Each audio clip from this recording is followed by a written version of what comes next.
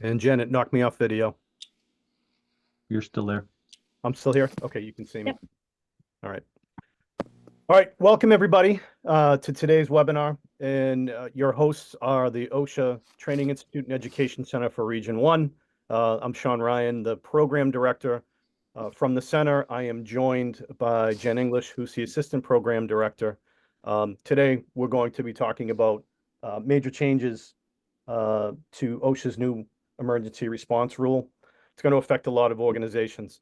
OSHA has published the new proposed 1910.156 emergency response rule, and it will dramatically affect emergency response operations for private employers and for municipal emergency services in states with OSHA plans. I will go over some housekeeping for today. Due to the large number of responses we got for this webinar, we had over 1,300 registrations. We will use the Q&A function today for questions. So please use the Q&A button that's located a little off center to the right at the bottom of your screen. You can type in your questions there. We're going to save the questions till the end so that the presenters can get through a lot of material. We've saved about 30 minutes for questions, and anything we don't get to in questions, we will set up a Q&A or a resource sheet for you and post it on our website for you to look at later. So the order or the cadence of today's webinar, what we're going to do is we're going to start off with a presentation that will run 40 to 45 minutes. We will then follow that up with comments from other panelists, and then we will take questions. So we're looking at about 50, 55, 60 minutes to get through the material. And again, please, add your questions to the Q&A box. Do not use the chat box function to do that, and we'll get those questions answered. So at the end of the presentation, for those of you that didn't hear Jen mention, we have a resource page located on OSHAEDNE.com. We will post that for you so you can get a link to it. On that page will be the slides. The slide presentation will be made available. We'll have a link to the recording. We are going to record this session. And we have other resources, a handout with the various standards that are listed in the rule change, proposed rule change. So again, use the Q&A button, and that will be the webinar. We'll stay on for 30 minutes approximately to answer questions afterwards. All right, on to our presenters. Our first presenter, and I want to thank him because Chip Darius brought this to our attention. He brought it to our attention because it's an important rule change. Chip has over 30 years of experience in safety and OSHA compliance, consulting and training for the industry of construction, utilities, and emergency services. He is one of our lead instructors and has been with us since 2002 at the Ed Center. Chip also serves as the fire commissioner for the Cromwell, Connecticut Fire District. So thank you, Chip, for bringing this to our attention. Our next presenter is Ken Willett. Ken is the executive director at the North American Fire Training Directors and is a 35-year service veteran, including time as chief at the Concord Fire Department in Massachusetts and the Wilbraham, Massachusetts Fire Department. When he ended his fire service career, I got to work with him for a number of years at the National Fire Protection Association, where he led the team that supported the first responder standards and managed the service solutions. Our final presenter is George Simmons, the fourth. George is the general manager and co-founder of Industrial Safety and Rescue, a private company in Westwood, Mass. That provides technical rescue services for organizations throughout New England and beyond. Not able to join us today was Kurt Floyd from NFPA. He was not able to join us, and I'm hoping that he's on and listening and hoping he can join us for the next webinar, because today is only the beginning, I think, of questions and sounding out on what's going on. The next step, we will bring members of OSHA in when we do another webinar when the proposed rule change becomes official. So with that, I'm going to turn it over to Chip and let him start. Thank you, Sean. Appreciate it very much. Thank you to the Ed Center for bringing this important conference to the attention of emergency response professionals throughout New England. A couple of things to go over as we get underway today. Number one, we do not work for OSHA. We work for the OSHA Training Institute Education Center. So we can't give you specific legal advice from OSHA. We didn't make the law. We didn't write the law. We don't enforce the law, but we're here to tell you about what's coming down the pike. This is New England. We do have over 900 people on our webinar with us today. So that probably extends beyond the boundaries of New England. Your mileage may vary. There are regional issues, state laws, counties, cities, municipalities, state OSHA, no state OSHA. Your mileage may vary. So we're going to give you a 90 mile an hour, 50,000 foot overview of what is happening with this new OSHA rule. If you want specific legal opinions, of course, you need to consult with an attorney. Most of our audience is expected to be from New England, so we will do our best to accommodate any questions that come along. Once again, the Q&A button is your friend, not the chat button today. Please submit all questions through the Q&A, and we'll do our best to get to all of those at the end. In order to get a better feel for who's with us today, we do have a few poll questions. So Jen, go ahead with those, please. You should see a pop-up on your screen that will give you an opportunity to identify who you're here today on behalf of or where your primary interests are. I see the numbers pounding in here. Good job responding to those.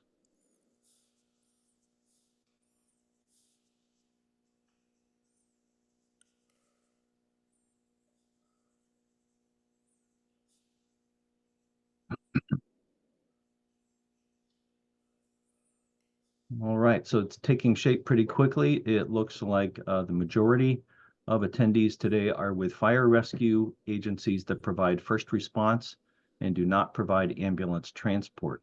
Coming in a close second is those that do fire rescue and EMS transport.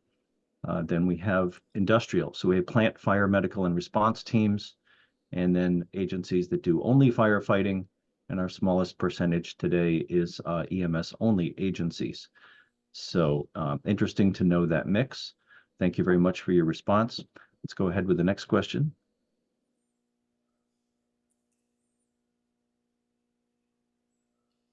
And Chip, while I'm pulling up that poll, can you just confirm this is a across the United States proposed?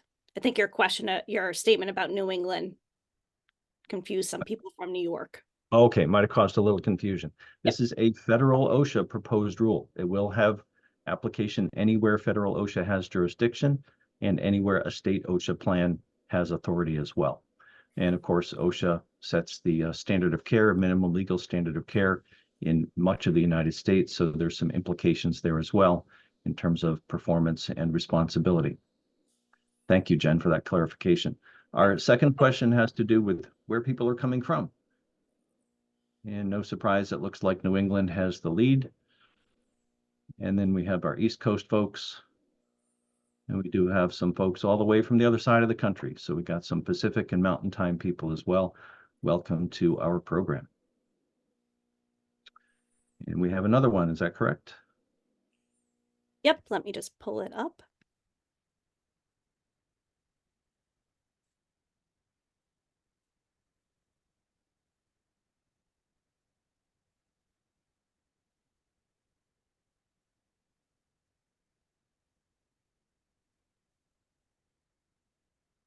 Oh, that's not working. So you want to move on, and then I'll just Sure.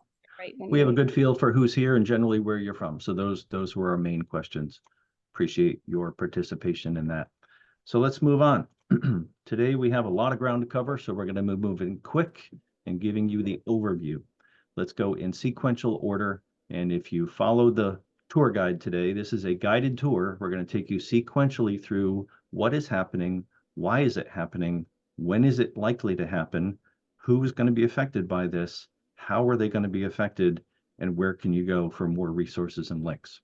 So at the end of our session today, we will have links that will get you to some more resources on this. Let's go ahead and jump right in. In order to make sense out of what's happening with this major change in OSHA standards, we're going to do a quick review on the role of OSHA, where OSHA standards come from, and something called incorporation by reference. Not everyone is aware of incorporation by reference, but it's critically important to understand as we're looking at this new 156 standard. So, quick review. 1970, Congress passed the Occupational Safety and Health Act, and the purpose of that act was to ensure, so far as possible, that every working man and woman in the nation had safe and healthful working conditions and to preserve our human resources. And if you're with an entity that is under federal OSHA, you've probably seen this federal OSHA Job Safety and Health. It's the law poster. If you're with a state OSHA organization or you're subject to state OSHA, they may have a state specific poster. But the basic idea is, as you can see on the poster, and workers have rights, those are listed on the left, and employers have duties or responsibilities. Those are listed on the right. And nowhere in that initial act did it say everybody's entitled to safe and healthful working conditions except emergency responders.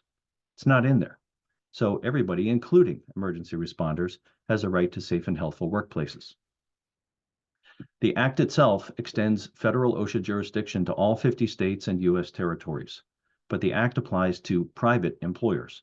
So if you're here from Hamilton, Sundstrand, Pratt & Whitney, Sikorsky, King Industries, if you're here from a private employer that has a company emergency response team, this change in the OSHA rules directly applies to you under federal OSHA. If you're here on behalf of a municipal fire rescue or EMS organization, you might say, well, how does a federal OSHA rule apply to me? And the answer is you have to look at how states have responded to the Occupational Safety and Health Act of 1970. This map from the OSHA website shows which states are simply federal OSHA states with no state OSHA. Those are the lightest blue colors, federal only. So here in New England, New Hampshire and Rhode Island are federal plan only states. There is no state OSHA. Then we have the medium blue color, and those are states that have a state OSHA plan that has full jurisdiction. They've taken over full responsibility for both public and private safety in their state. In New England, Vermont has done that. So OSHA has full authority in Vermont. And then we have the dark blue states. And in dark blue states, there's a split responsibility. Federal OSHA has jurisdiction over private employers, and state OSHA has jurisdiction over state, county, and municipal employers.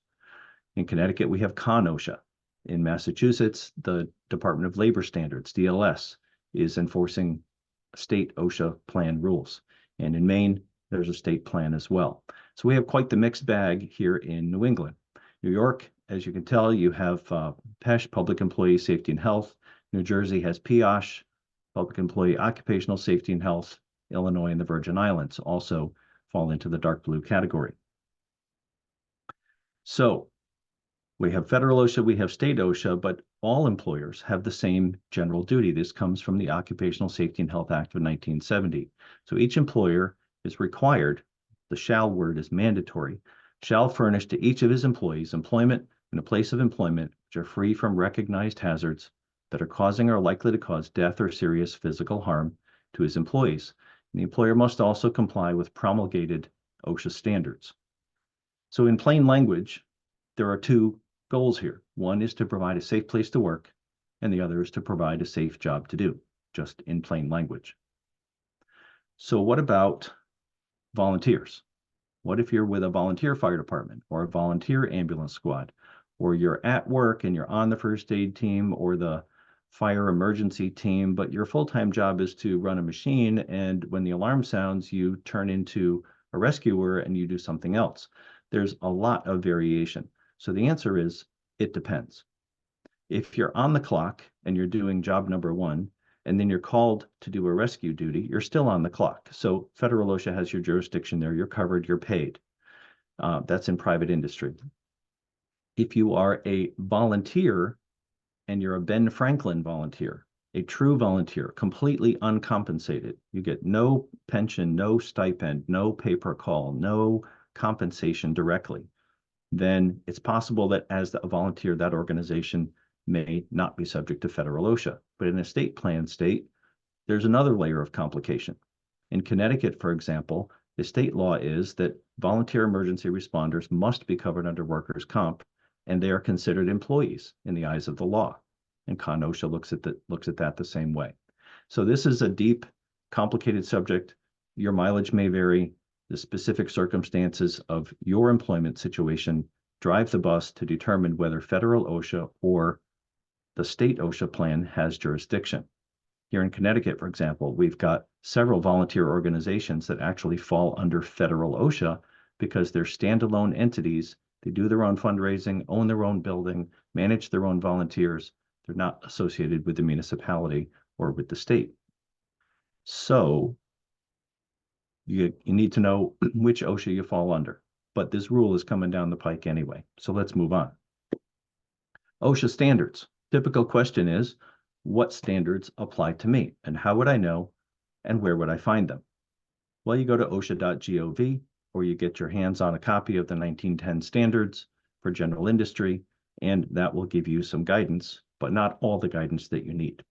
So 29 CFR 1910, that's the general industry standards. That's going to be for fire rescue, EMS, technical rescue, and that's going to be your main go-to source.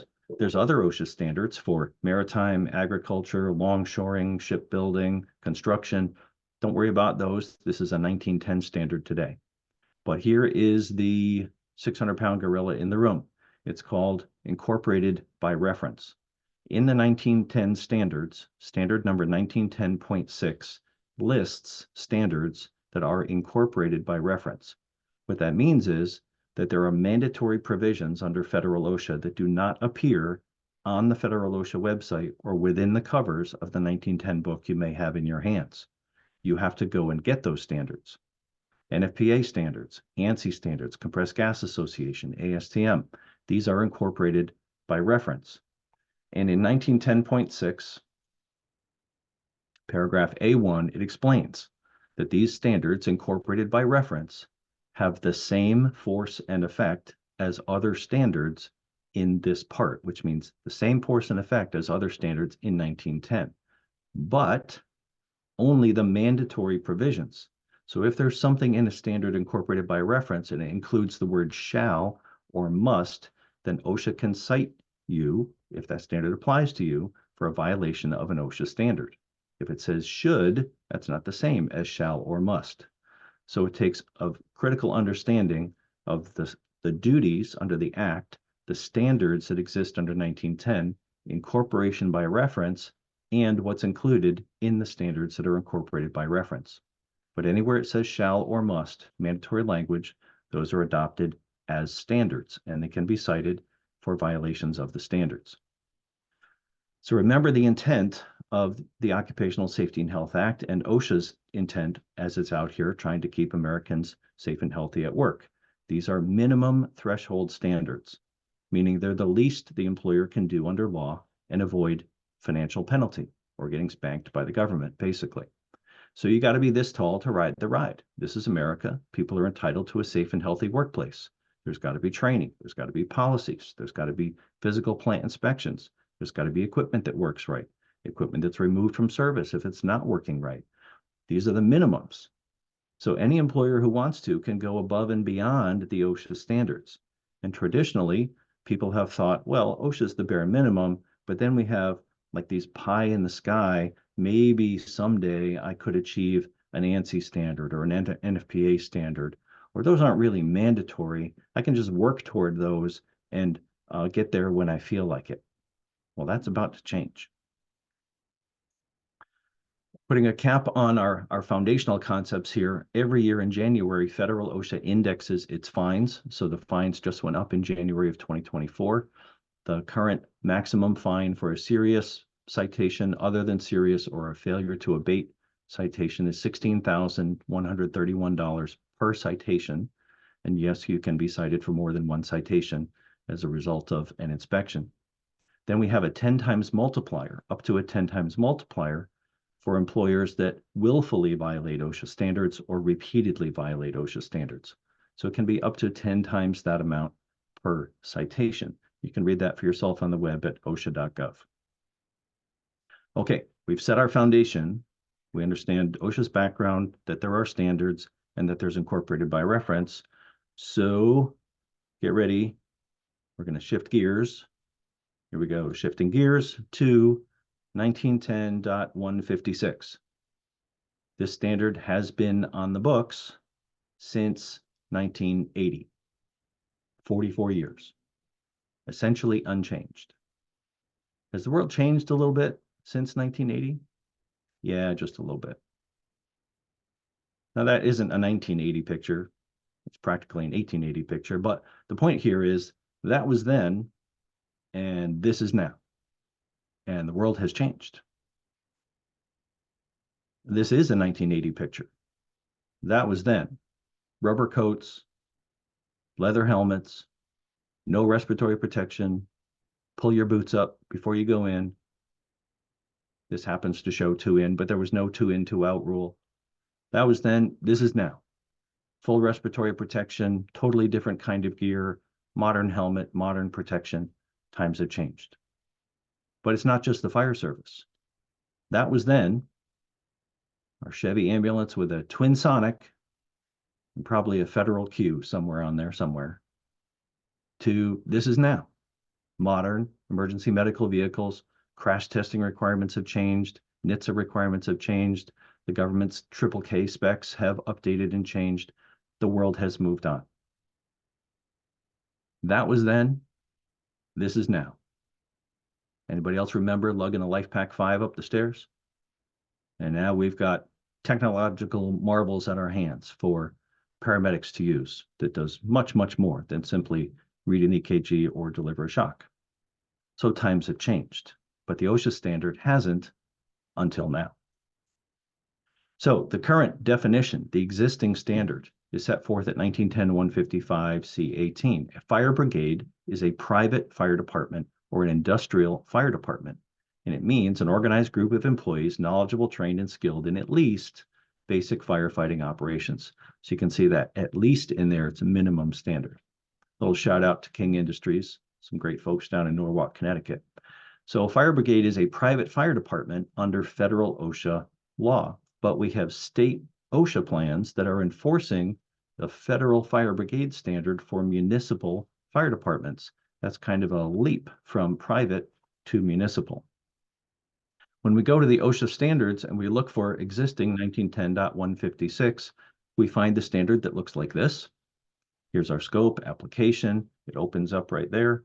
We zoom in on the 156 application section, and it says requirements of this section apply to fire brigades, industrial fire departments, and private or contractual type fire departments. No mention of technical rescue, no mention of emergency medical service, just fire departments. So what has happened? How did we get here? September 12, 1980, the existing 1910-156 rule was promulgated. In other words, it was brought into law. 9/11/2001, over 20 years ago at this point. The attacks on the World Trade Center and the Pentagon shocked the world, shocked the country, and of course, there was massive investigation and self-analysis following that.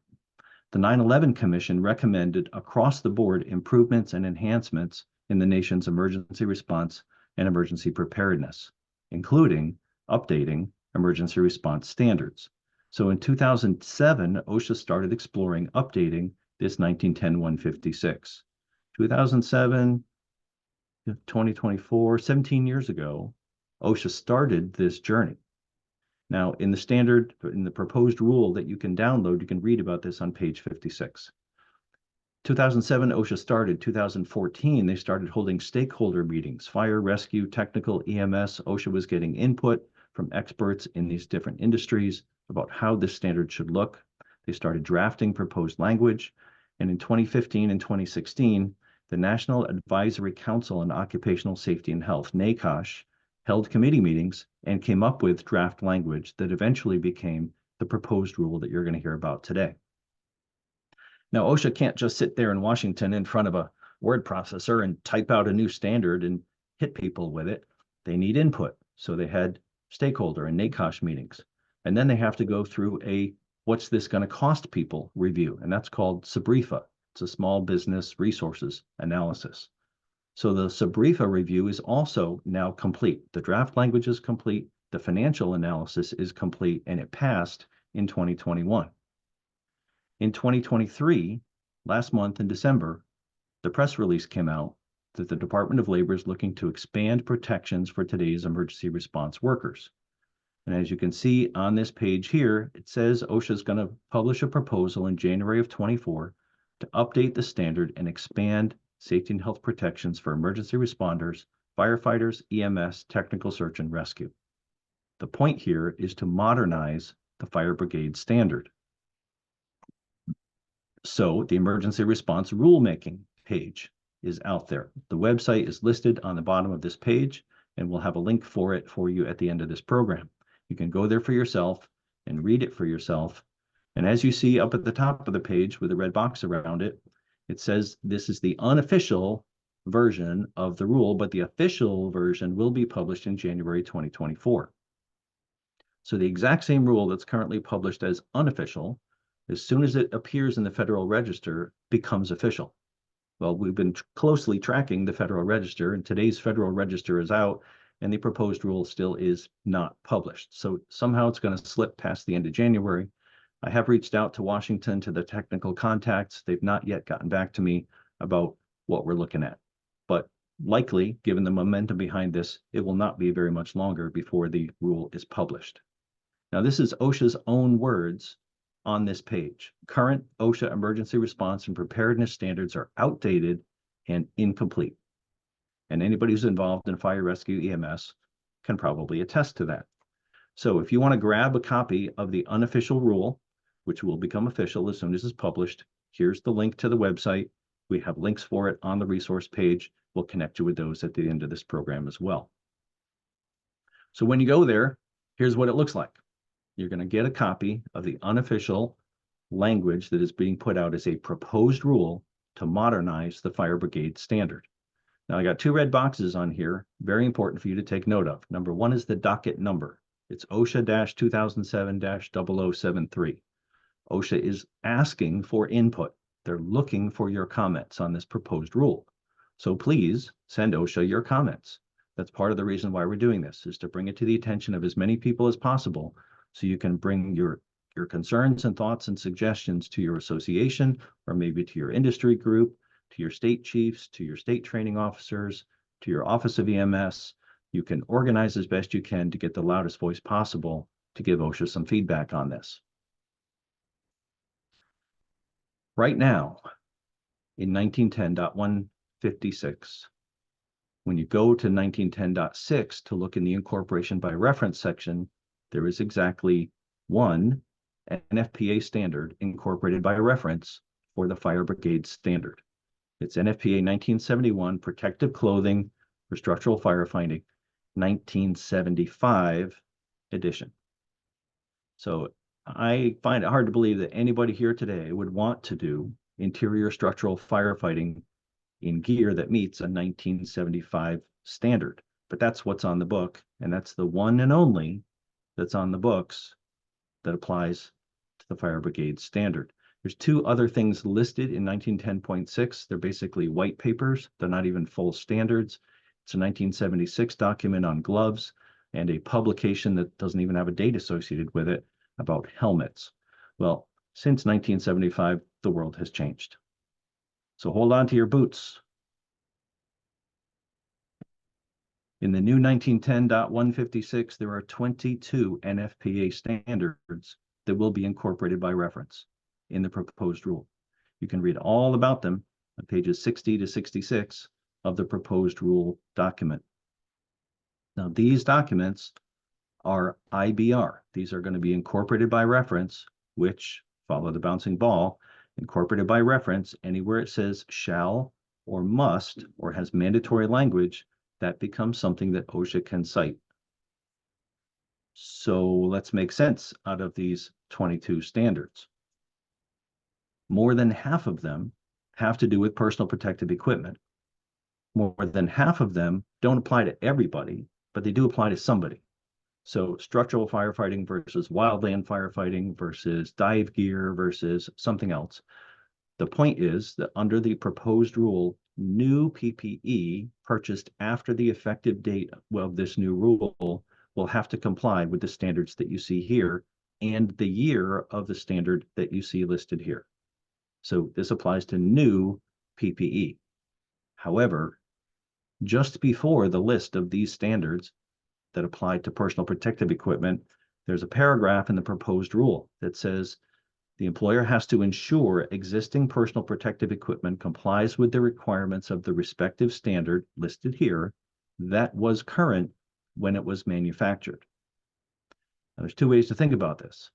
One is to say, I'm going to go to my turnout gear and I'm going to look at the label, and the label says it complies with NFPA number dash year. Okay, I'm good because I bought gear from a reputable vendor.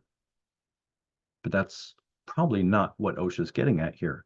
It did comply when it was brand new. The question is, does it still comply with that standard today?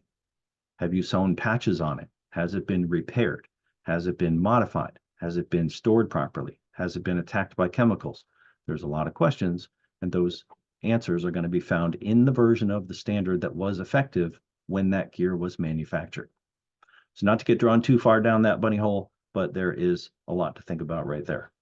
In addition to the 22 NFPA standards incorporated by reference, there are 14 more NFPA standards that are not going to be incorporated by reference, but what OSHA did is basically took the provisions of those NFPA standards and brought them into the language of 156 directly. So there's not a specific cross-reference to these standards, incorporation by reference, but the principles do appear in 156. Of particular note here is 1710 and 1720. These are the performance standards for career fire departments and for volunteer and combination paid volunteer fire departments. The principles have been brought over in the proposed rule. Now, on top of that, NFPA is doing its own changes. NFPA is in the process of consolidating a number of its individually numbered standards into combination standards or consolidated standards.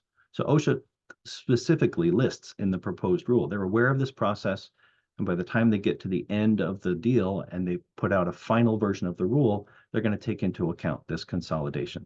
So don't worry about the numbering.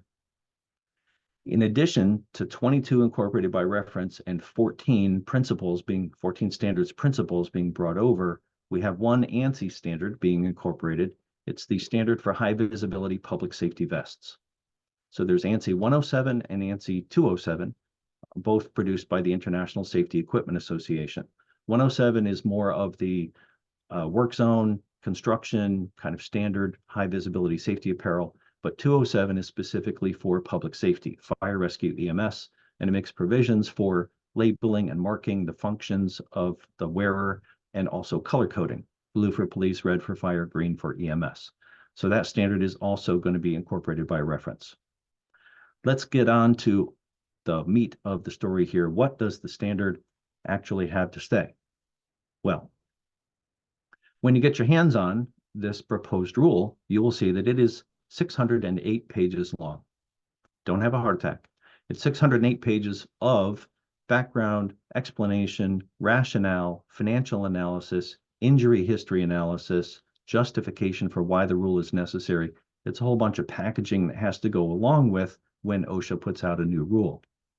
There's two places to look. One is page 96, which is where the item by item explanation of the rule begins with explanation.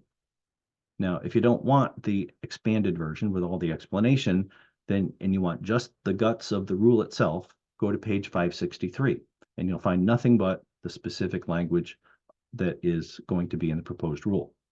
So let's walk through this. We'll do a dance across the wave tops. Of course, your questions are welcome. Put them in that Q&A function.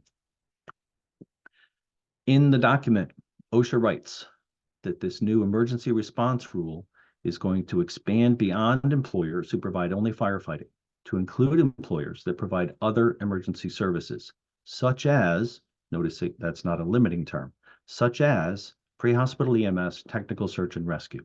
In addition, OSHA writes the proposed rule would impact public and municipal fire departments and other emergency response employers in states with OSHA-approved state plans. So this is new. This is very important. Federal OSHA has jurisdiction over private employers, but they're putting in the rule as a shot across the bow, heads up. This is going to roll from the feds to the state and from the state to enforcement. And if you're under state OSHA enforcement, you need to take note of what's going on here. So we got some new stuff. We got new terms coming in. We'd have WEREs, Workplace Emergency Response Employers. This is going to be the employer, private employer that has an in-plant emergency fire brigade, emergency medical team, maybe their own fire apparatus, maybe their own ambulance, maybe their own golf cart with a stretcher on the back that they can transport injured or ill people on. That's a workplace emergency response employer. The people that are on the team in a WERE are going to be WERTs, the Workplace Emergency Response Team members. But here's the thing, a WERT is only a WERT if it's collateral duty. If your primary duty is to run a machine or be an engineer or do something else, then the alarm sounds and you turn into a rescuer, you're a WERT. But an ESO, Emergency Service Organization, is the organization that exists with the primary duty of responding to emergencies. And the folks that work for an ESO are called responders. These are the folks that are on duty to fight fires, on duty to provide EMS or first response. Another new term is the Emergency Response Program. Some of you will remember clearly when the bloodborne pathogens rule came out. And a key requirement was you had to write a bloodborne pathogens control plan.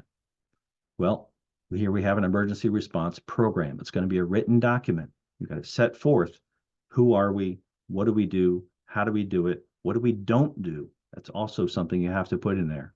And who's going to staff it, how are we going to train them. There's a bunch of things that will go in the ERP. Pre-incident plans, or PIPs. It's kind of been a mainstay for municipal responders, but pre-incident plans maybe not so high on the list for municipal folks. It's now across the board for everybody. So let's take a quick dance through the layout of the rule itself. What does it look like? Starts off with scope and definitions so that we know who it applies to and what we mean by the terms. Then we get into organization of the workplace emergency response team, establishing one, and what are you going to do? What are your capabilities? That's laid out in section C. Letter D of the proposed rule is the emergency service organization. You got to establish your emergency response plan and your capabilities. So you can see already this standard is going to have branches. Emergency response is the umbrella. Underneath that, we have workplace emergency responders and we have emergency service organizations. And throughout the standard, it splits off into WEREs need to do this and ESOs need to do that. And in a bunch of places, both of you need to do this. Letter E is going to be team member and responder participation. A key element of this rule is that the people who are doing the work need to have input about these policies and procedures. And in fact, that's the number one thing on the phased implementation, but we'll get to that momentarily. You also need to write a risk management plan. What do we do? How do we do it? Where do we do it? How bad is it? What are the risks involved? How are we going to control those risks? But there's more. Page 2. Members of the team, whether it's ESO or WERE, need to be medically and physically fit to do the job. So we're going to see physical fitness and mental fitness and behavioral health elements incorporated in letter G. Letter H is training. We're going to give you a lot of info about training momentarily. Letter I and J have to do with where are the responders coming from and what facility are they operating in. So we don't want contaminated gear in the bedroom at the firehouse. We don't want diesel exhaust permeating the dispatch center. Those types of things are in letters I and J. Letter K has to do with equipment and personal protective equipment. Letter L is vehicle preparedness. That's all vehicles used in emergency response. Fly cars, apparatus, aerials, ambulances, intercept vehicles, motorcycles, bicycles, golf carts, off-road vehicles, anything you use to move your people to the scene of the emergency or move the patient from the scene of the emergency is going to be covered in letter L. Pre-incident planning, letters M and N for WEREs and ESOs. And then we have incident management system. Pretty much everybody should be up to speed on ICS or incident management systems or NIMS, but now it's codified into the OSHA standard. Emergency incident operations are covered in P. SOPs, you've got to have SOPs. Notice OSHA used SOP, not SOG, just FYI, heads up on that. Post-incident analysis after action reviews are going to be required in letter R, and periodic reviews of the entire program in letter S. Again, we're dancing across the wave tops here. There will be more detailed programs to come and explain and help you down the line. Very interesting in this particular document. OSHA knows this is going to be a big wake-up call for the industries. Letter T specifically sets forth severability. Now, severability is a concept that's found in every OSHA standard. If one portion of it is found to be irrelevant or illegal or unenforceable or something, then the rest of the standard stands alone. But in this document, because it's going to gather so much attention, OSHA specifically put in that language, that if there's any portion of this new proposed rule that is found illegal, unenforceable, improper, whatever, somebody complains and somebody says, no, you can't do that, the rest of it will stand. Okay. So what are the implications? 1910-120 HAZWOPER. That's not 156, but it's affected by 156. PPE requirements are changing. They're updating, revising Appendix B, taking out outdated references, and updating the standard to NFPA 1990, 2022 edition. Changes in respiratory protection. Right now, 1910-134 is the one-stop shop for all respiratory protection. What they're going to do is move structural firefighting respiratory protection from 134 to 156 and put a cross-reference in 134. If what you're looking for is structural firefighting, go to 156. So they're trying to make 156 the landing place for emergency services. More changes. Scope, application, and definition. Getting some new definitions for Class K fire. We've had commercial kitchen extinguishers for a while now. OSHA standards are silent on those. Taken some new definitions, wet chemicals, halogenated, and they're deleting a bunch of other definitions that no longer apply. Fire brigade, the term is gone. Now it's a WERE, for example.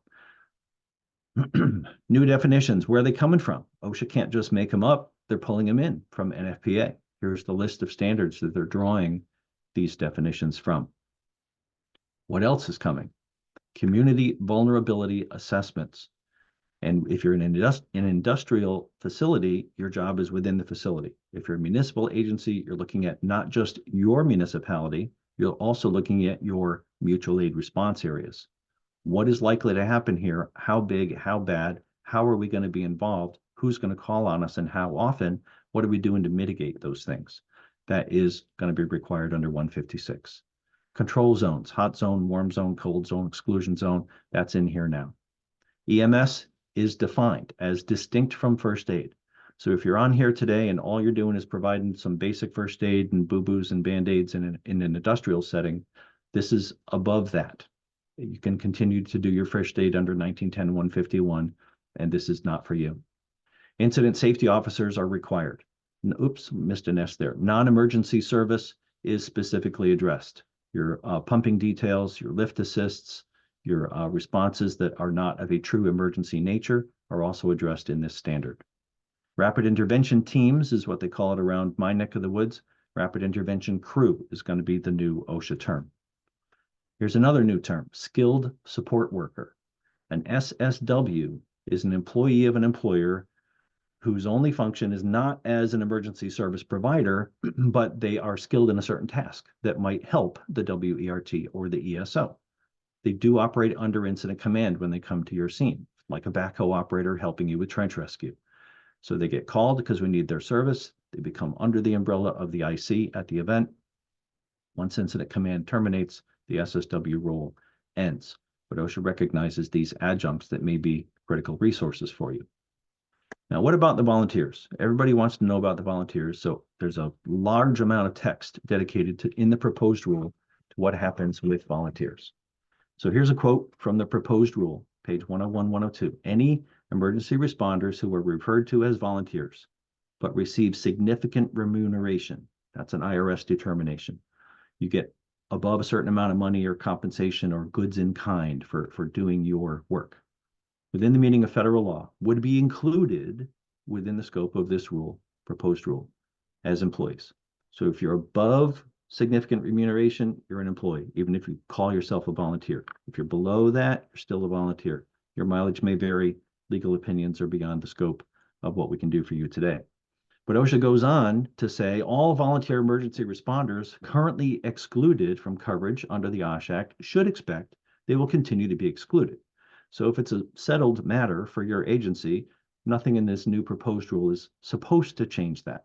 Notice they used the word should. So you may want to re-examine your situation and circumstances and make sure, just saying. Third slide on volunteers. FedOSHA says some states with OSHA-approved state plans regard volunteer firefighters and other volunteers as employees under state law. Like I mentioned, that's our case here in Connecticut. Regardless of whether they're considered employees under federal law, the states have to treat them as it does other emergency response workers under its analog to any final standard. Now, analog means FedOSHA has a rule, then the state adopts its own version of the rule, in most cases word for word. Sometimes they amp it up and they add more beef to it. But the final determination is at the state level. What about the cops? What about your security teams? What about hired security at your private employer agency? The proposed rule applies to employers whose employees, in addition to doing law enforcement, also do firefighting, EMS, or technical search and rescue. Only when those employees are providing services that do not qualify as law enforcement.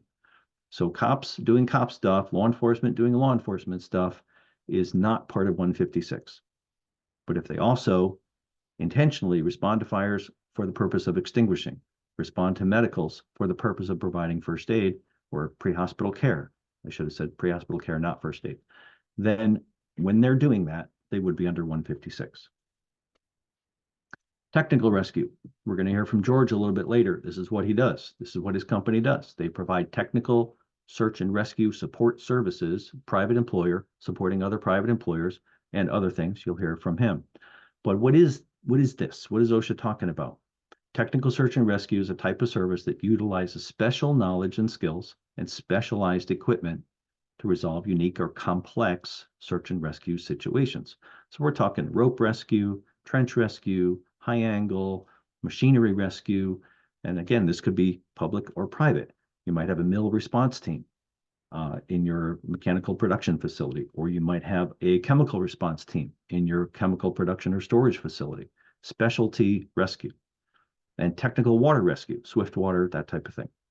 If you are doing some form of rescue or search and rescue, but it is not to that level of technical rescue, OSHA says there's a line, and if you're below that line, this rule would not apply to you. Again, critical self-examination will be important here. Now, they've also made a list of things that the new standard does not apply to. So let's say you've got a hurricane, and the hurricane is over and the whole town is a disaster area. Well, there's an emergency phase and then there's a recovery phase. So disaster site cleanup is outside of 156. The HAZWOPER rule still stands. Hazmat response, awareness, ops tech, all that sort of thing, that still stands. The current the new 156 would not apply where an existing OSHA standard already has established authority. And specifically what they're talking about is the rescue provisions in the confined space standard, 1910-146. But it would apply if you are doing more than that.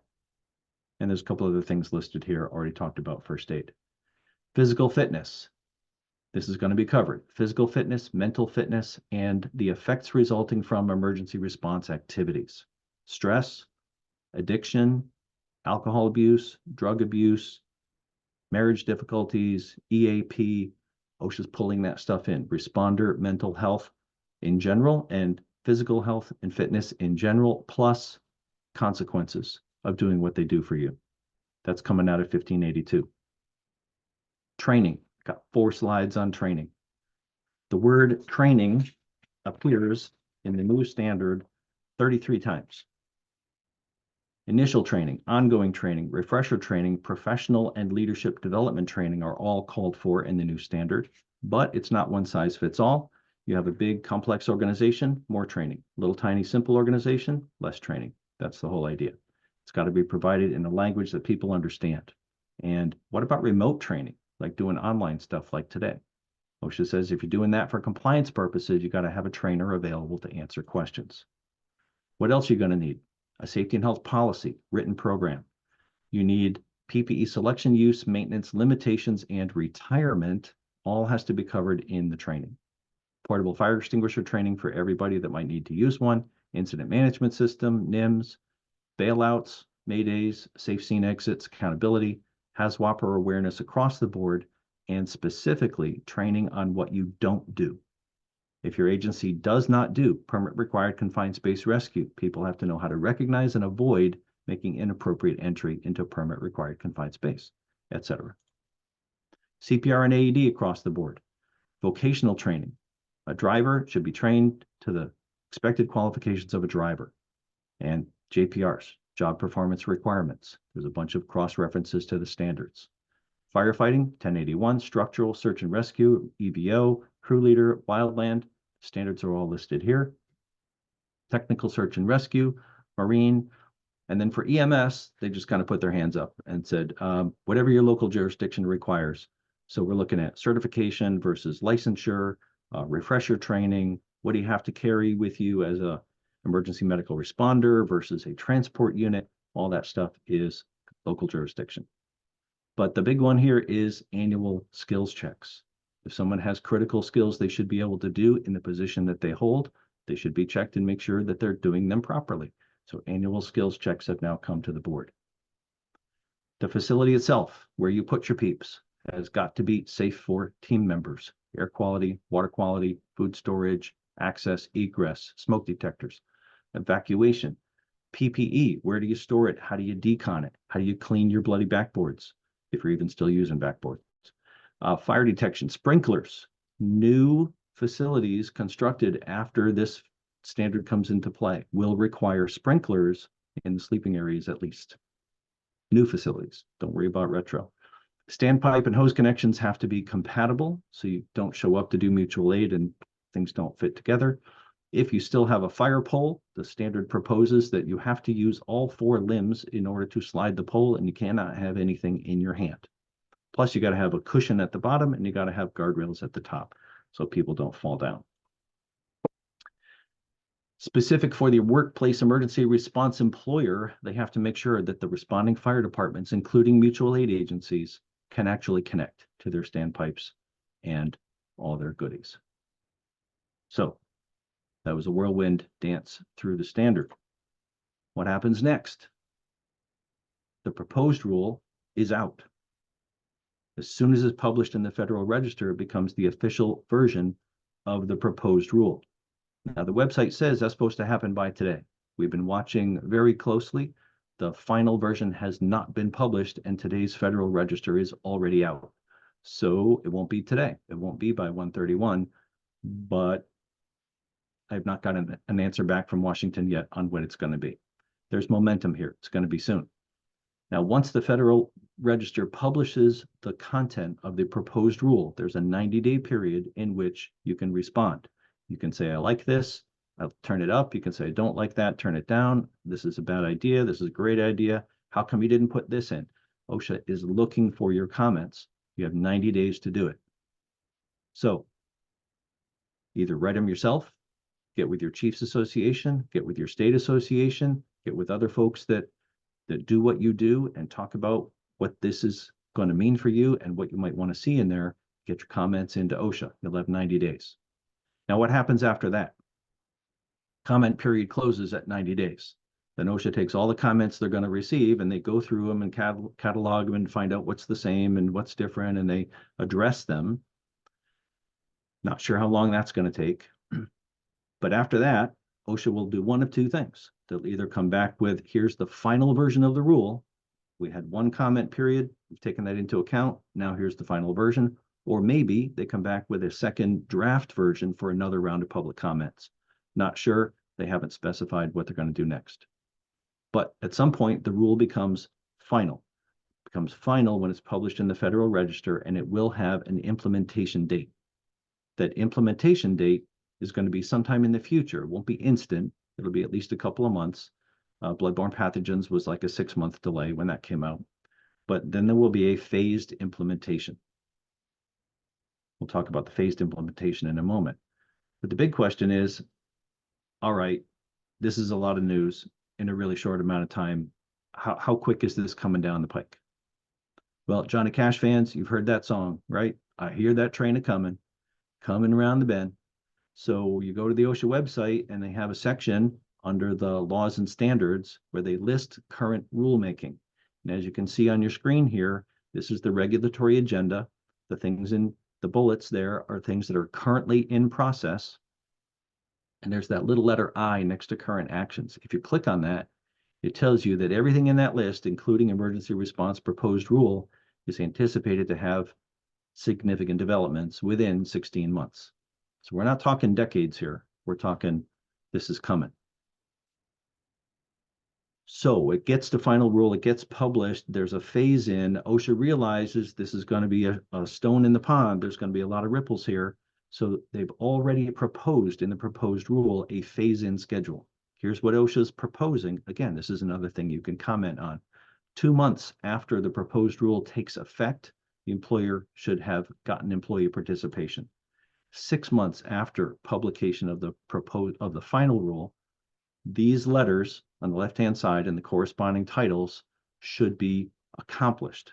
6 months after publication of the final rule, OSHA can start enforcing organization, emergency response plan, risk management, medical records, behavioral resources, PPE hazard assessment, and that list continues. 6 months also is proper use and wear of your protective gear, removing damaged items, decontamination, clean cab, clean station, post-incident analysis. Those all should be up and running by 6 months. 12 months after the rule takes effect, OSHA is looking for medical evaluations to be in place, post-exposure evaluations, if somebody has smoke exposure, for example, fitness for duty, health and fitness programs, and your training program should be running well. Continuing 12 months, safe equipment, safe vehicles, pre-incident planning, NIMS, incident management, emergency operations, SOPs, and your program evaluation should be good to go. They're giving you the longest proposed time period, 24 months, 2 years, to get your vocational training in place. Basic firefighter, officers, leadership development, all of that stuff. Annual skills checks, they pushed it out to 24 months. Facilities, gave you 24 months. It's going to be capital stuff. You're going to have to budget for it, arrange your money, talk to the money people, etc. And PPE, properly fitting, has to be effective, compliant with the standards, and making sure you're not using air purifying respirators in an imminent danger type environment. So pages 87 to 92 of the proposed rule, OSHA is asking for input. So go ahead and give it to them. Comments, questions, there's got to be a bunch coming in through the Q&A button. So we will put it back to Sean to give some questions to the panel and address your comments. Yep. Thank you. That was a ton of information. And I appreciate you getting through it. Again, for those that have asked the question, will we send out a copy of the presentation? We will send out a copy to anybody that's registered. It's also on a web page where we can send you the link. You can download it yourself as well. So just want to say that again. I'm going to start my first question with Ken Willett. Ken, from your perspective, what do you think? How is this going to affect your stakeholders? So I'll let you answer. Thank you, Sean. Ken Willett with the North American Fire Training Director. So my stakeholders are the state directors of fire training, but I think the impact on them is going to be twofold. Them as an agency with staff serving as instructors, but also as one of the key providers of training resources to the fire service, especially when we saw at the 24-month window of implementation, the annual skill checks and some of the other training resources. So I think that similar to all of the response agencies on the call today, my members are going to be doing a deep dive. They're going to be doing their analyses. I think if there is a bit of a soft landing within this whole presentation, so much of the fire service industry, through the adoption of the voluntary consensus standards of personal protective equipment, the training requirements, the recognition of accredited training and the certifications that are provided, they're going to address some of these items and will not require rebuilding building that system to get and comply with OSHA's intent here. That being said, there's going to be some others that we're going to have to do a little deeper dive and connect the dots and find those pieces. And I think there'll be a small segment that's going to be new work that's going to require coming up with totally new creations to satisfy OSHA's intent. So I think the work is connecting what's already there to the needs of the organization. But I want to reinforce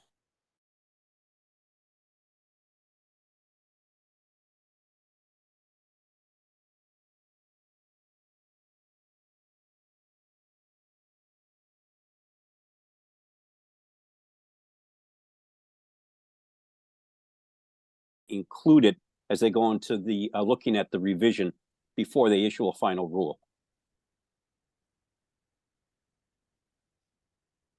Excellent. Any other questions that you came up with as Chip went through? Anything else you'd like to have answered or that you're curious about, Ken? As I shared with Chip and with Sean, back in 2014, I represented NFPA in those original stakeholder discussions, and I attended the NACOSH meetings. And speaking from a fire service perspective, those individuals seated at that table were really driven by the increasing number of line of duty deaths that had been investigated by NIOSH, and the top contributing factors were repeated. Firefighters with pre-existing medical conditions that could have been detected through a medical exam were dying in a line of duty from, one could argue, a preventable occurrence. Firefighters with PPE that weren't trained, firefighters that weren't trained in correct Mayday and emergency evacuation procedures, and then looking at the number of firefighter injuries as well from the data that's available. And they struggled. I can share with those on the meeting today that those individuals struggled. There were hours and hours of discussion and debate and argument at time. And the diversity of the fire service from a fully paid career to a non-paid volunteer method of delivery, we struggled with it. And we tried to find a balance. But at the end of the day, it was decided to not regard the life of a volunteer as less than that of a career employee only because of their compensation status. They deserve the same protection. They deserve the same concern. They should be as well protected and have the risk to their life minimized as much as the employee of a fully career department. And we struggled with that balance. And I think this document is our best effort to address that. All right. Thanks, Ken. George Simmons, from your perspective, with all the technical rescue that you do, what's your comments on this? What are you concerned about, or how is this going to affect you, your company, and others like yours, as well as your stakeholders? So from our perspective, I think there's going to be, positive changes. I think anytime that they can expand on rules and regulations such as this, and then have direct line crossover from NFPA to OSHA. For a long time, technical rescue in the private sector has not been clearly defined, right?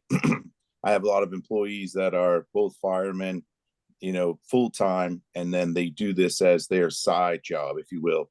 And they're always on the NFPA side, but yet OSHA is a little bit different. So now there'll be direct line. Everything will point to one side or the other. And I think it'll help to clear things up. Initially, I think it'll be a learning curve, just like everything else. When it launches, it becomes, it's tough at first, but then as you ease your way into it, it'll do nothing but make everybody better, right? Make the world a safer place for sure. One thing that I pulled out of that presentation, Chip, I'm surprised though that they took permanent required confined space out of it.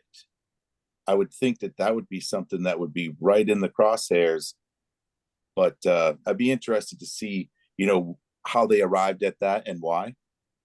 Sure, I can address that. So existing 1910-146 has a rescue provision in it. So rescue is either non-entry or it's entry, and it's up to the employer to choose a qualified rescue team either in plant or out of plant.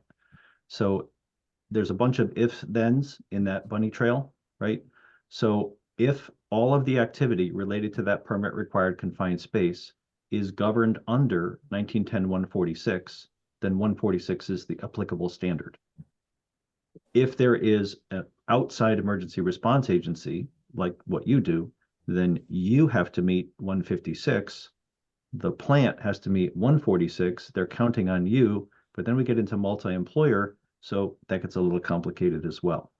What OSHA is trying to do here, and this is expanded in the explanation portion of the proposed rule, is they're trying to make clear that existing OSHA rules stand on their own, and they're not trying to intrude on those rules with 156.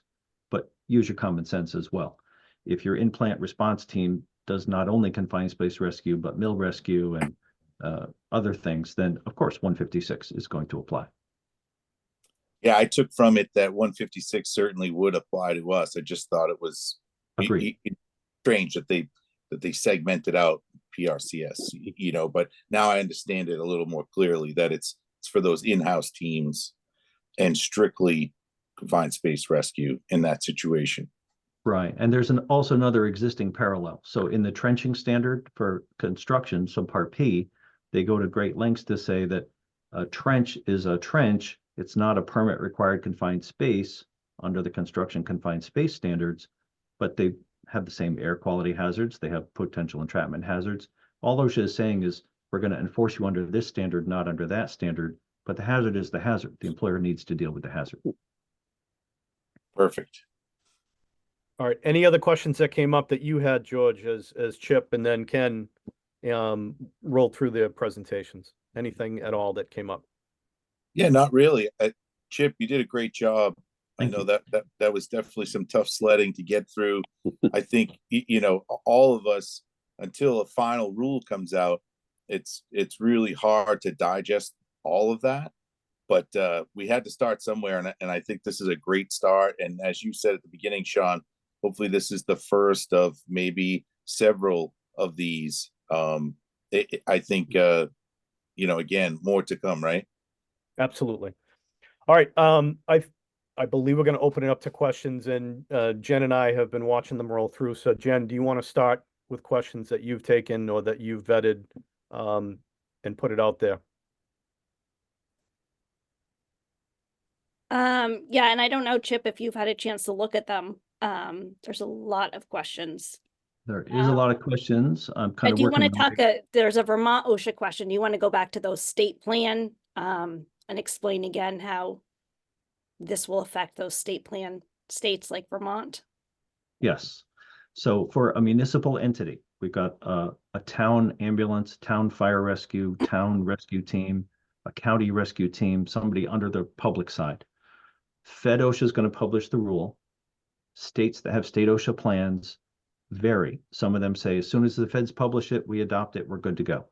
Other states say when the feds publish it, we will consider it and we'll either adopt it or we'll upgrade it or beef it up or do something else. So there may be a time lag. Your mileage may vary by state. But eventually the fed rule has to be, the state rule, sorry, has to be as strong as or stronger than the fed rule. The only question is the intervening time. So it's coming. If you're under state OSHA, it's coming. It's a question of timing. Great, thank you. How is this rule going to apply to federal employees? Well, federal OSHA has the equivalency rule. So one federal agency at the same level of the federal food chain can't march into another federal agency and enforce. They're kind of separate. But there is a general responsibility for federal agencies to have equivalent rules. So as this rule becomes final, other federal agencies will have notice of it and will have to step up their game. Thank you. So I know you and Ken just spoke about it, but do you want to kind of recap that volunteer firefighter piece again? I know there's quite a few questions in the chat, so just make sure that's answered. Right. So we'll kind of burn our way through. I am seeing a number of comments, you know, please send me a copy, please send me a copy, send me the recording. Everything's going to be on the OSHA website. Everything's going to be on the OSHA Training Institute Ed Center website. We're going to put that link up with our closing slides here. So you'll know exactly where to go. You can grab it right off of there. So for volunteer firefighter, volunteer EMT, volunteer ambulance folks, for example, or volunteer tech rescue, you might be on a search and rescue, lost kid, dive team, something like that. Volunteers are either compensated or not compensated. The Ben Franklin volunteer, goodness of your heart, no compensation, no stipend, no pay per call, nothing of value, no tax relief, nothing comes back to you. You're just a giver. You're outside the system. Once you are compensated in any way, the question is, does that compensation rise to a level that the feds consider significant?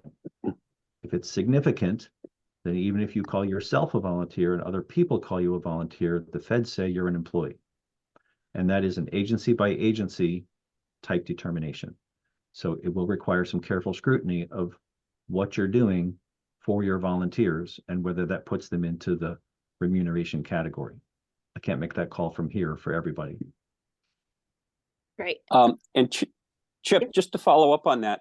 Yeah. Did I read in the proposed draft, and I think it was for the medical exam requirements, that they put a statement in there that if the firefighter was exposed to 15 or more events a year, that was an ideal H environment, that requirement would trigger. So I just bring that up to say that for those smaller departments who are not responding to many fires, and this is just one example, I encourage you to look deeper into the proposed rule where you might find other limitations that say, yeah, you are a fire department, but if you do less than this number of responses or exposures to an ideal H environment, a structure fire, this language does not apply to you. So OSHA did acknowledge that the volunteer fire service was going to be impacted by this and did work in some places to try and put in some requirements. And I think this is the time to look to see what else is there. And if you see something missing, then by all means, send that comment off to OSHA. Yeah, 100% agree. Thank you, Ken. Throughout the proposed rule, you will see OSHA soft pedaling. You will see them saying the requirements for FDNY do not apply to the small town in Northwest New Hampshire, right? Or Northwest Vermont. They're different. So the requirements have to be applied in a way that makes sense for your organization. How much professional leadership training for how many people, how frequently? It's driven by what you do, how you do it, how often you do it, and who does it. So there are a few places where they did put in numbers like 15 structural firefighter, 15 structural smoke exposure incidents per year. That's a trigger for above or below. Maybe you like the number 15, maybe you want it to be a different number. Here's your chance to comment. But they're doing what they can to say, this is going to be a flexible standard. It's going to be performance-based. The bottom line is we need to take care of our people, take care of our responders, not put them in harm's way when that harm is preventable with basic standards that everyone should be up to speed with in 2024. So it is going to be flexible and adaptable. Keep that in mind. Thanks, Chip. There's a couple of people that are asking about New York State. Mm-hmm. Let me just find that now. Are you going top down in the list? Kind of. I'm in the middle. So Okay. the question is, would New York be covered by the New York DOL/PESH? Right. So for public employers in the state of New York, Public Employee Safety and Health, PESH, it has jurisdiction in New York. Once again, the feds do the rule, then the state considers the rule and adopts the rule. That timeline varies by state. Once they've adopted the rule, they may have their own phase-in or implementation period, and they can choose to adopt it as is, or the state can choose to raise the bar within the state. That's how the whole system works. But yes, a municipal or a public employer in New York would be under PESH, not under Fed OSHA. Thank you. There was about 4 of those questions. So yeah, New York people on. Any changes to the facial hair requirements from 1910.134? No, tight-fitting respirators must be tight-fitting. There can be no hair between the contact portion of the respirator and the face. There's no change there.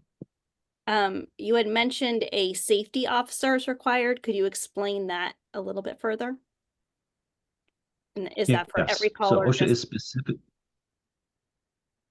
Sorry, I jumped the gun there. Go ahead. No, I was just, is this for every call or just major ones is what the question says. Right. And once again, that's going to be as driven by protocol and by common sense and by consensus standards. So do I need to establish incident command on the kid who shut his finger in the door? Probably not. On the shooting? Probably. On the structure fire? Definitely. So reasonable, appropriate. Talk to other fire chiefs. How do you do it? Talk to other EMS chiefs. How do you do it?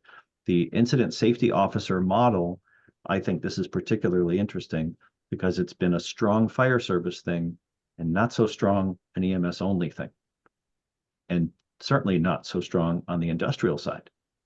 We have our people trained to put out fires or trained to clean up the chemicals or trained to do CPR and get them to the nurse, and let's do that. But the standard is saying a response is a response. It takes planning. It takes management. It takes somebody with an eye on safety. It also has flexibility in the proposed rule. The duty of the safety officer is a delegatable duty. If it's not delegated to a standalone incident safety officer, that duty rests with the incident commander. So that's part of making sure you understand which hats you have on your head. Ken, did you have something to add? Yeah, Chip, I was just going to bring up the point you just did, that a lot of this isn't that there has to be one individual performing this for every incident. It's more that there has to be somebody on the scene who is capable of performing that skill. It may be somebody who is doing dual duty, if you will. Mm-hmm. But that individual, if in fact they are doing dual duty, they should have the competency to provide the duty. Mm-hmm. And that might talk to the training. So for a smaller department, it might be that the first arriving officer assumes command, the chief arrives on scene and assumes command, but also the chief is assuming the incident safety officer function and is properly trained to deliver that function until the needs of the incident or the resources available dictate it can be handed off to somebody else. Mm-hmm. Yep, well said. So I'm gonna, there was a question about the NFPA standards. And the question was, as the NFPA standards continue to be updated, will those be incorporated? Meaning, so if you have an NFPA standard that's NFPA 10, that's on the 2021 standard right now, mm-hmm. when that goes to 2024, does that automatically apply? Or does the standard, does the OSHA standard stay in place? Meaning those NFPA standards stay frozen in time until OSHA updates? Right, I understand the question. So right now in the proposed rule version, what OSHA is saying, these are the standard numbers and the standard years we intend to incorporate by reference. And these are the standard numbers and years we've drawn from for equivalent requirements in the standard. It very well may be that by the time this becomes a final rule, some of those standard year numbers have changed, in which case OSHA would have to re-examine and see whether NFPA 10 from that year is still acceptable NFPA 10 this year. Now, in general, as we get more modern with the standard, the requirements become better, not worse. So you would think that would happen. However, the requirement for OSHA is when they adopt a standard by reference, they have to be very specific. So for example, right now, the forklift standard for general industry is the 1969 ANSI B56.1 because it hasn't been updated. And they're looking to move it to 1982. But we've got cutting edge, we've got bleeding leading edge NFPA standards being incorporated here. And many people are saying, well, why? Why don't they just bring in like a 2005 or a 2010, make it easier to comply with? This standard hasn't been touched since 1980. This is OSHA's bite at the apple. So they're going to modernize this standard as best they possibly can to position us for what's coming, because once that standard is locked in, it would literally take something like this, a proposed rule, a proposed change, in order to update that number. All right, I have one. Sorry, Jen, I'm jumping in with one more. Yeah, go right ahead. There was a number of questions about funding. So whether it's grants or the feds providing funding. I think I know the answer to this, but I'll let you guys answer. Will there be funding and who's going to pay for this essentially? So. Great question. Ken drop off? Yeah, go ahead, Ken. So I think that's really going to be a key driver, and that is certainly something OSHA needs to hear from the stakeholders about the proposed rules' financial impact on the operation of the agency. And that's a very legitimate concern to raise at this point. We know that there are volunteer fire companies that raise their own funds and have car washes and fundraisers to keep the lights on. And then we know there are other organizations that are well funded through municipalities. But that being said, nobody has excess budget dollars. So the implementation, if and when this ever happens, is going to have to be pretty well thought out and looking for funding from a variety of sources. And speaking, I know on the fire side, we do have the Assistance to Firefighter Grant, which is got also what they call micro grants, which have a reduced amount of paperwork for smaller organizations, and it's funding in about a $50,000 range. And it's designed to fill the gaps for those smaller fire departments on smaller projects. So in terms of looking for funding, the AFG micro grants or the larger AFG grants is one source. I would suggest that if you're worried about the cost of training, it's a good opportunity to, if you don't know your state training academy and their resources, to investigate those resources to see what might be available. And that may give you an idea of what some of your financial exposure is going to be. Yep. Great points. Oh, let me just add to that. So throughout the proposed rule document, OSHA is also saying, we realize there's going to be money associated with this. If you have to replace gear, if you have an outdated apparatus and you got to update it now that this standard is saying, hey, your vehicles have to be safe, there's going to be money. So entities that depend on a municipality for budget, the point is go talk to your budget people, get them clued in that this is coming and the potential impacts for you. But also throughout the proposed rule, OSHA is saying it's not their intent to bankrupt a small department or to put them out of business. And that's precisely why the standard is written as flexible. Do what makes sense for your agency, do what's responsible for your people, do what is appropriate given what you do, how you do it, who does it, where you do it, how often you do it. And that's going to be considered appropriate. Of course, all the judgments in the eyes of the compliance officer at the time, but you don't have to turn a town with 500 people into the FDNY. And Chip, if I could follow up on that, NFPA recognizes department heads, fire chiefs and whatnot as authorities having jurisdiction. And that's a term that gives them broad discretion on how they implement an NFPA standard or don't. Mm-hmm. And I think there's a similar application here under OSHA, and help me out with this, Chip, if I'm explaining it correctly.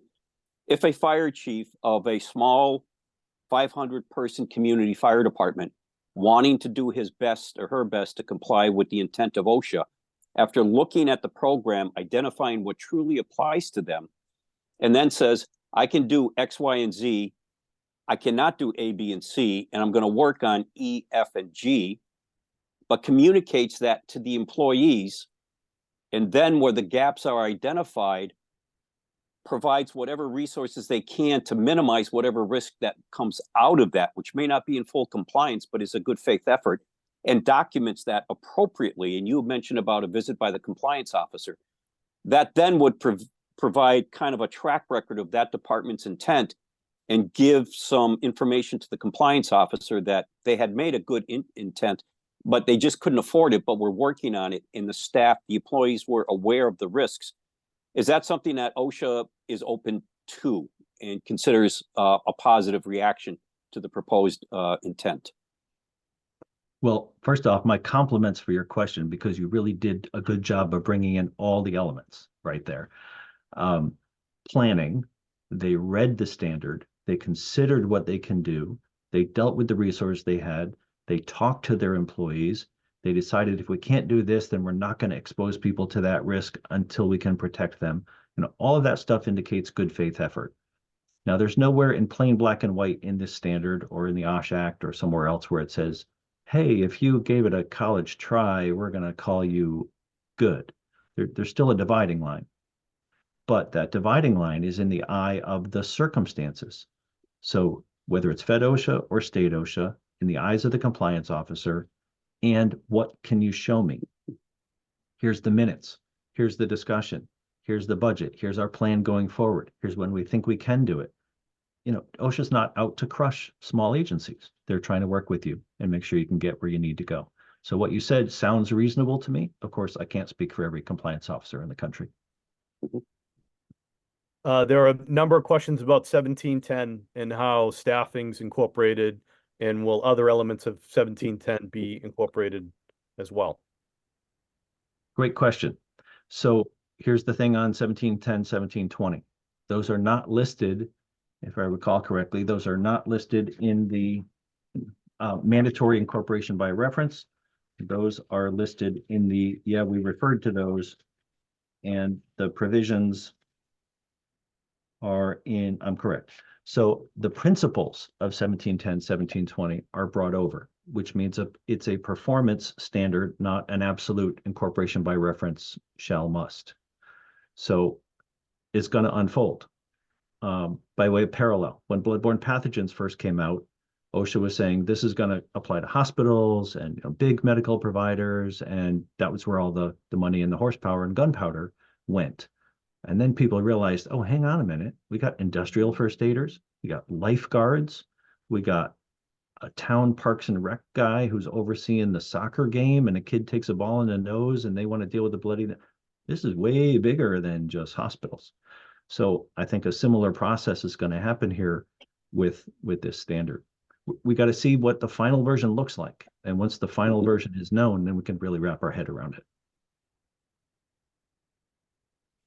I do have a couple of slides. You're on mute there, Sean. I do have some wrap-up slides, so just let me know when you want to get to that. Yeah, we probably, to be mindful of everyone's time here, we should probably get to that. Chip, if people do have questions, are you fine with people emailing you directly, you and Ken, or just Yeah, 'cause absolutely. we didn't get to every question, but I do want to be mindful of people's time here. So let me do this. And again, I think just to reiterate, right, as soon as it hits the federal registrar, which we're not sure when, but imminently it should be there, that if people do have concerns or questions, that's where they should post them, correct, Chip? Yes, so the current rule as written, when it appears as written in the Federal Register, that will be the official version. There shouldn't be any change in what's in the Federal Register versus what's out now as the unofficial proposed rule. So let me just share some resources here. And I'll reiterate that we'll answer more questions. We'll come up with a sheet that we'll post on the website as well, looking at all the questions that we had. So we will get them answered. Very good. All right, you should be seeing resources. Yes. Very good. All right. Now, this was a drink from the fire hose, literally, today, and we only had 90 minutes. We can't possibly go into full depth on the standard. So here's what you need to know. You can grab the proposed rule in its current form at this link, OSHA.gov emergency response rulemaking. That's where you can go directly for it. We also have a link to it at the OSHA Training Institute Ed Center resource page. Remember, you have 90 days to put in your comments, and the exact instructions for how to put in your comments are found on page 2 of the proposed rule. It tells you how to do it. You have to refer to the docket number, and some additional information is provided there. Today's program is brought to you by the OSHA Training Institute Education Center Region 1, and you can generally reach the Ed Center at oshaedne.com online. Specifically, the link for today's webinar and the handouts and the slides and the links and the recording, everything is going to be right here, oshaedne.com/webinar-emergency-response-rule. So everything for today, plus additional stuff in the future, will be found at that location. And if it moves from that location, then a new pointer will tell you where to go. There's been a bunch of talk about NFPA standards. And not everybody knows, but you can view not print, but you can view the NFPA standards for free at nfpa.org. So you can chase down the specifics of these standards. There's a link that's written here. Copy and paste it off of the handout once you have it, or just go to nfpa.org and chase down into the codes. The viewing is free. So we've only talked about OSHA, we've only talked about NFPA, but there's other agencies that are really heavily invested in fire rescue, EMS, technical rescue, responder safety and health. One of them is NIOSH. So on the NIOSH website, there's a firefighter fatality investigation and prevention program, and a bunch of links, a bunch of awesome information there. The link is on the slide. And they also have a page dedicated for EMS workers. So fire and EMS folks, great resources over at NIOSH as well. Now, as we said, the standard was written in 1980. Here we are in 2024. We're updating the standard. Where do we go from here? What's the future look like? Well, I found this online. That seems kind of cool. Right? Future tech, completely wired, integrated, Bluetooth, whatever, firefighter guide, right? Maybe that's what the future holds.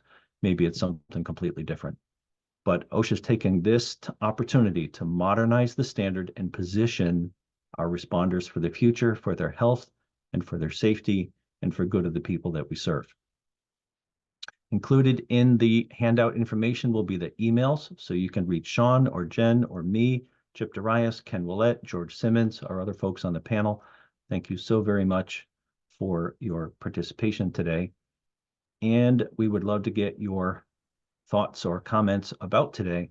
So if you would be so kind as to hold up your phone and fill out a brief survey, we will appreciate that as well. That brings us to the end of our slide deck. For folks that need to go, I guess that's the official end of our program. But if you want to hang around and do a couple more questions, I guess we can do a few more minutes. Up to you. Great, thank you, Chip. Yes, I think we will share the recording and the resources on the link. I think we can hang on for a couple of minutes, and I will save the Q&A as well, and we can answer those. So I'm gonna Very good. recording now.